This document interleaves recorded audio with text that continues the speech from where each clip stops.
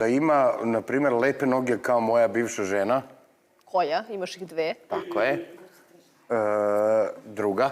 Znači Jelena. Da. Da ima lep osmeh kao moja žena, bivša. Goca. Ili opet Jelena. Prva. Znači Goca. Dobro. Da ima pamet kao moja jedna bivša devojka. Miljana. Da. Tačno vidim tvoje fanove koji sad sklapaju onako ženu. Da ima energiju kao jedna moja bivša tašta. Pa da li Milosava ili Marija? Nikad te nisam pitala koja ti je draža. Milosava. Dobro. Ne, nije mi draža, nego da ima tu... Tu energiju? Da, tu energiju. A da ima...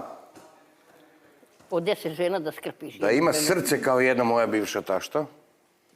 Sad je valjda Marija. Marija, da.